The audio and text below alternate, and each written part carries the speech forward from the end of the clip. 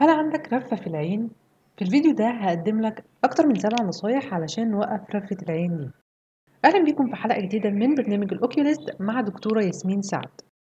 أكيد رفة العين دي حاجة رخمة جدا وتضايق، وأكيد أغلبنا أو كلنا حصل لنا رفة العين دي في وقت من الأوقات. اسمها اي تويتشز أو ايليد مايوكيميا أو رفة العين زي ما احنا عارفين. ودي زي أي رعشة بتحصل في أي عضلة في الجسم. بتكون الفكرة إن العصب اللي بيتحكم في العضلة دي، واللي هي دلوقتي عضلة جفن العين، بيتم إثارته أو تحفيزه بشكل ما فيفضل يرعش كده. وبصراحة هي فعلا من أكتر الحاجات اللي تزهق. أنا نفسي حصلت لي فترة طويلة جدا من قريب، وكان نفسي أوقفها بأي شكل. المفروض إنها بتروح لوحدها خلال يوم أو 2، لكن بعض الناس وأنا كنت منهم ممكن تقعد أسابيع أو شهور، وحتى ممكن تقعد سنين. بتحصل في الجفن السفلي أو العلوي أو الاتنين مع بعض. المفروض إنها حاجة طبيعية، لكن في بعض الحالات بيكون لها أسباب مرضية زي حاجة اسمها بليفاروسبازم. ترجمتها الحرفية تشنج في الجفن، يعني زي ما تقول إنه الجفن بيقفل بقوة جدا لوحده، وإنت مش بتقدر تتحكم فيه أو تفتحه مهما حاولت. في سبب مرضي تاني ممكن يعمل رفة العين، هو مرض اسمه هيميفيشيال سبازم أو تشنج برضه، ولكن في نصف الوجه. دي بيبقى غالبا مشكلة في الأوعية الدموية أو حاجة بتمس العصب السابع، أو ممكن ما يكونش لها سبب خالص، بس من الحاجات المرضية اللي بتعمل رفة العين. أو أي مرض تاني ممكن يكون له علاقة بالمخ والأعصاب، لكن في العادي زي ما قلت دي حاجة طبيعية ومؤقتة. ودلوقتي هقول لكم بعض النصايح اللي هتخليها إن شاء الله تختفي في أسرع وقت. المنطقي إن احنا نشوف السبب ونعالجه.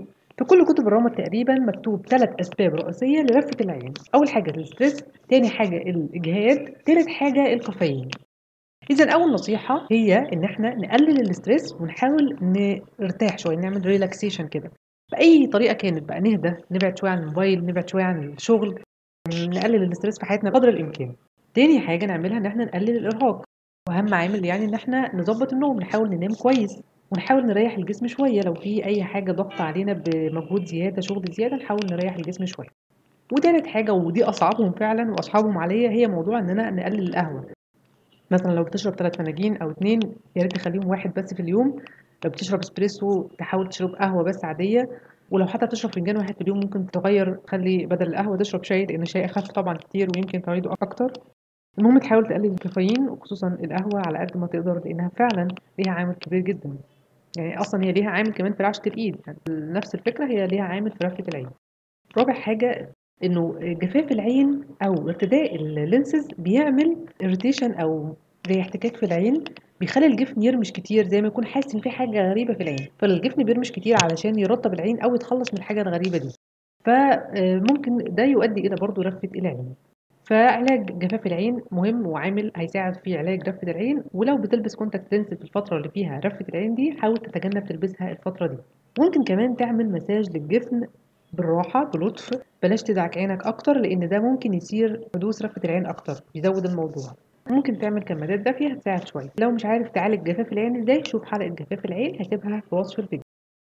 خامس نصيحة وهي مهمة برضو، قاعدة 20 20 20. عبارة عن ايه القاعدة دي؟ لو انت بتشتغل شغل مرهق شوية، خصوصا لو على اللاب أو على الموبايل أو حتى قاعد على الموبايل من غير شغل عادي، فحاول تاخد كل 20 دقيقة قاعدة على الموبايل أو 20 دقيقة شغل، تاخد بعدهم 20 دقيقة راحة، تكون بتبص بيها بعينك 20 قدم قدامك. 20 قدم دي يعني حوالي 6 متر. مش عارفة الصراحة إذا كان أصلا متوفر قدامنا دلوقتي حاجة 6 متر فاضية كده نبص فيها. فلو مثلا في البلكونة أو في الشارع أو في البيت حتى، تحاول تشوف مكان واسع فيه 6 متر. المهم هي القاعدة كده 20 20 20، حاول تنفذها لأن هي فعلا هتفرق معاك وهتريحك جدا في الفترة دي، وتساعد على الريلاكسيشن اللي قلنا عليه. سادس نصيحة، لو في حساسية في العين أو رمد ربيعي، برضو دي من الحاجات اللي لو كانت شديدة جدا وما اتعالجتش ممكن تعمل رفة في العين. فنحاول نعالجها، إما إنه بناخد أدوية للحساسية أو بناخد قطرة للحساسية. بس هنا المرة دي هنعمل كمادات باردة مش دافية. الكمادات الباردة دايما مهمة لعلاج الحساسية. وبرضه هسيب حلقة حساسية العين في وصف الفيديو لو مش عارف ازاي تتعامل مع حساسية العين. سابع نصيحة وآخر حاجة هي الفيتامينات. ما زال في خلاف إذا كانت الفيتامينات ممكن تساعد على علاج رفة العين ولا لأ، لكن برضه بمنطق إنه مثلا لو حد إيده بترعش كتير فبيقول له خد فيتامين بي كومبلكس كحقن، برضه ممكن نفس الفكرة. في ناس بتقول إنك لو خدت حقن فيتامين بي أو مغنيسيوم كعلاج يعني كحبوب سبلمنت، فهي برضه ممكن تساعد في علاج رفة العين. ممكن تجرب وتشوف هتجيب نتيجة معاك ولا لأ. دي كانت كل النصايح اللي معانا النهارده في علاج رفة العين. لو عندك رفة في العين جرب النصايح دي وقول لي في كومنت اذا كانت جابت نتيجة معاك ولا لا. ولو عايزين فيديوهات اكتر عن الصحة الرمادية ابحثوا عن الاوكيوليست. لو عايز اي موضوع عن العين اكتب مثلا نرجسي دهني وجنبه كلمة الاوكيوليست، واكيد هتلاقيني ان شاء الله متكلمة عن الموضوع ده. علشان بس ما تتوهش في وسط زحمة الفيديوهات اعملوا لي اشتراك في القناة ولايك وشير لاي حد تعرفوا عنده رفة في العين. وبس كده، شكرا ليكم، سلام عليكم.